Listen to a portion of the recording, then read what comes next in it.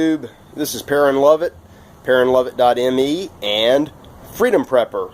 This is my commentary for Prepper News Weekly for Friday, August the 18th, 2017.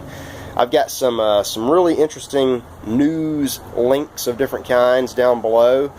Check those out. One of the last ones is going to be something fun, something we can actually all look forward to, as long as we're all responsible, and that is the coming solar eclipse this coming Monday, the 21st, generally in the afternoon, across 15, 16 states, from Oregon to South Carolina.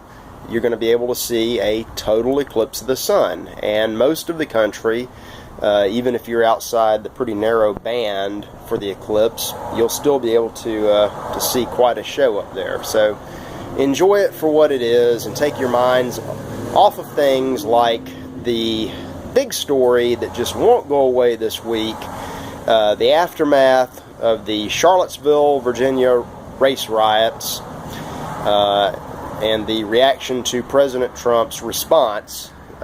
He's a negotiator. He tried to reach out to both sides, to all sides, say, hey, let's just put an end to hate in general.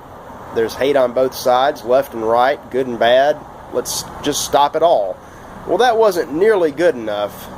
People demanded that he condemn the Nazis, the white supremacists, and only Nazis and white supremacists. He recognized that those groups deserve condemnation, and he did it. Well, that still wasn't good enough. So Trump has been going off.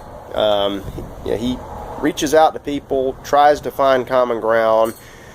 When they reject it, and they almost always do, especially our pathetic fake news media, he then grabs them, pulls them back in, and punches them. And his punches have been really hard, and I'm actually very proud of him.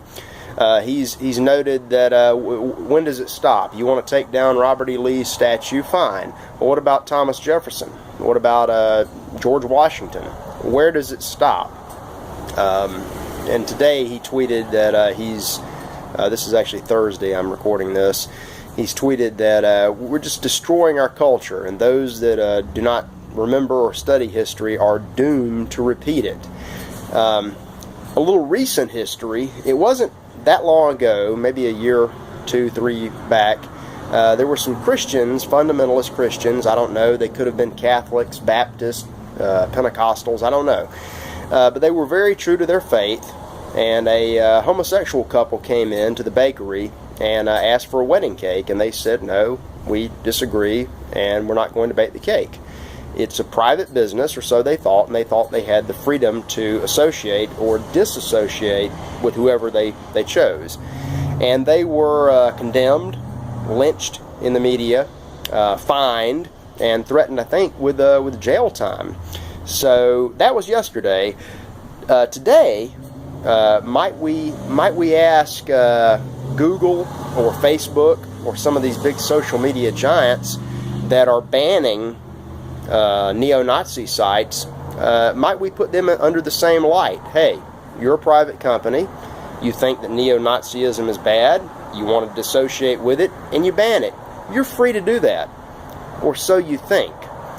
Who's to say the government's not going to come to you, publicly lynch you, fine you, and if you don't comply, yank your state charter and put your executives in prison? Things to think about, because freedom, or the lack thereof, the lack of free speech, tends to cut both ways. And there's so many more examples of this. Trump is on to something. People are already calling for statues and monuments and namesakes to George Washington and other founding fathers to go. That's today. Well, tomorrow, if demographics keep changing, what if some new plurality, some new majority, some new group wants to take down a statue of Martin Luther King or Frederick Douglass or anybody, any American? You're setting this is the ghettoization of America. First they came for the neo-Confederates, then they came for the history, next they came for the eventually somebody will come for whatever it is that you think is important.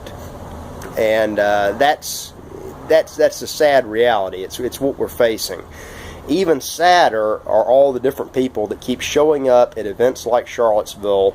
On the one side, you've got the crazy Ku Klux Klan, neo-Nazi, Hitler nuts who are preaching a form of socialism, a failed form of socialism that's not American.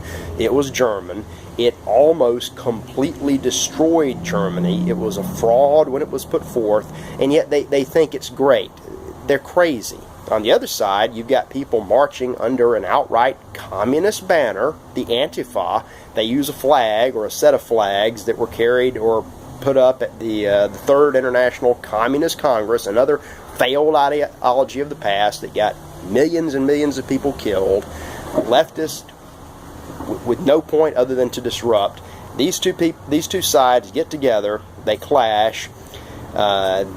People are getting killed now.